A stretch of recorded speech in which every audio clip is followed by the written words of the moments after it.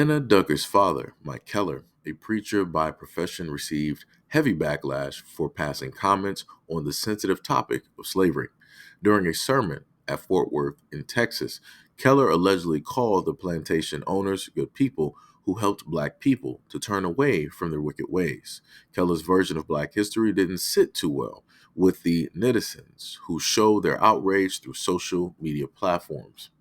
Keller is Anna's father, who recently went to give a sermon as a guest preacher at Fair Park Baptist Church in Fort Worth, Texas on Sunday, June 25th. After being introduced by Pastor David Weller, Keller took to the pulpit to deliver a speech that was laced with inaccuracies, amalgamations, religion, and politics. The pastor compared the enslaved black people with the protesters participating in the United States Capitol attack on January 6th of 2021.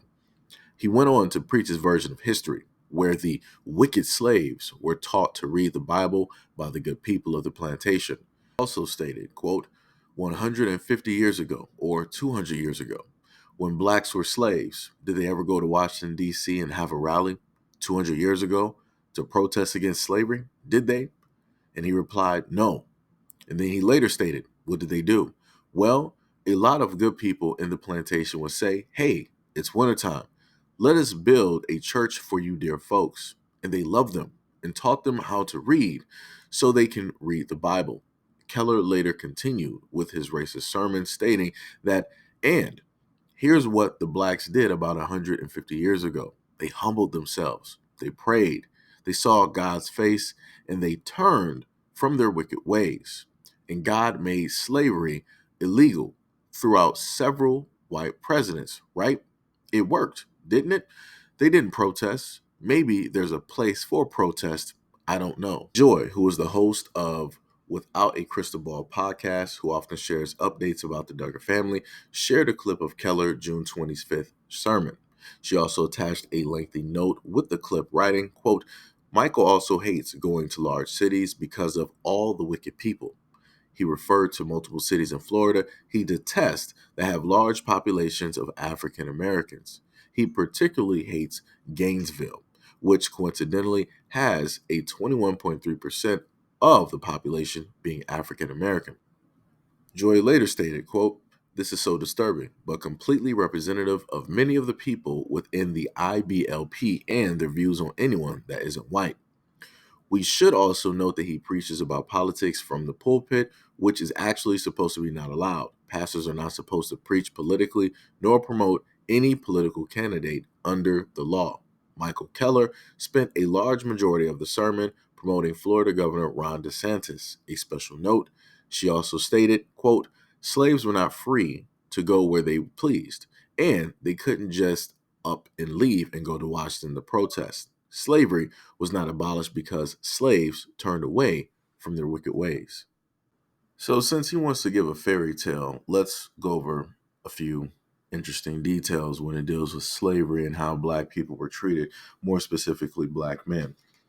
They said, according to Orlando Patterson, sexual desires and code of masculine honor strongly informed this culture of human consumption described by Williams. Quote, what the slave mainly fed was the master's sense of honor and his sexual appetite.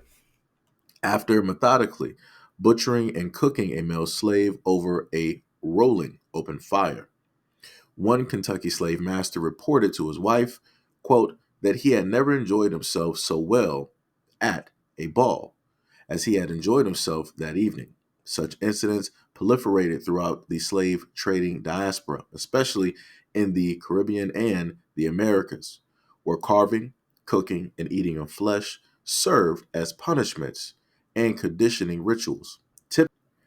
Typically, masters derive feelings of pleasure and social empowerment from rituals and torture and consumption.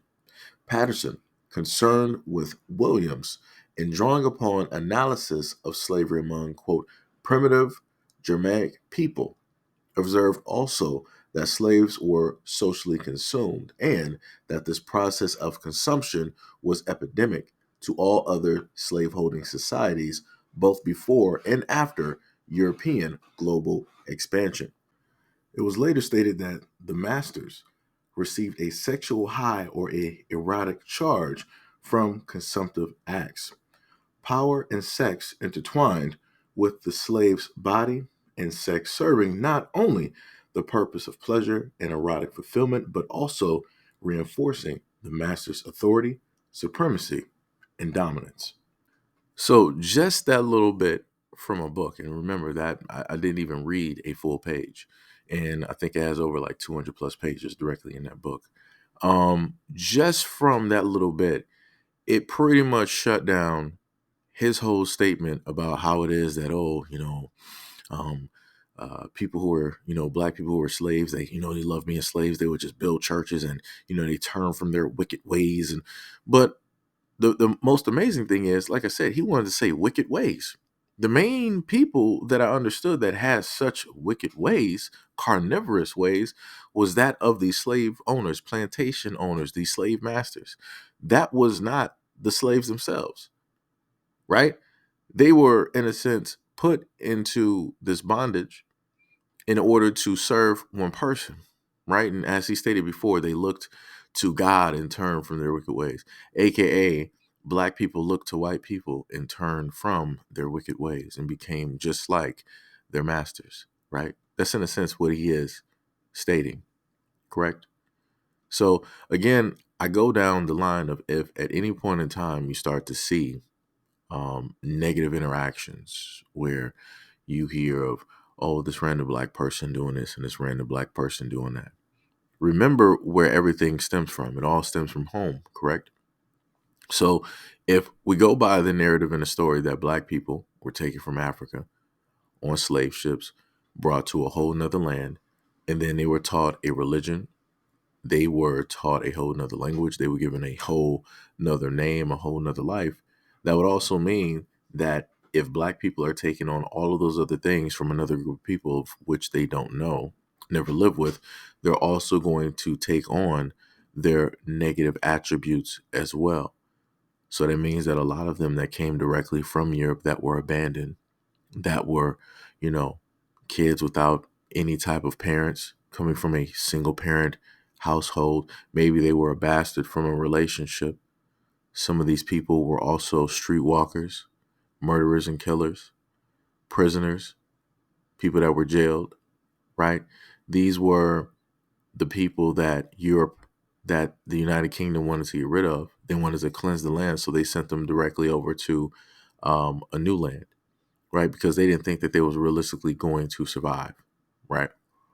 So if we're looking at the people who are the conquistadors, who are the conquerors, right? The people who founded these lands, you have to also attribute the actions of people who were bonded to those who captured them, to those who quote unquote founded this great society, this great land.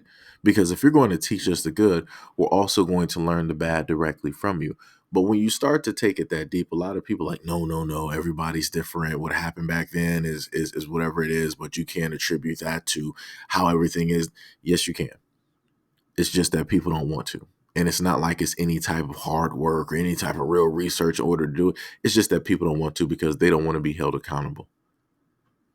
They don't. And this is why America still to this day continues to suffer.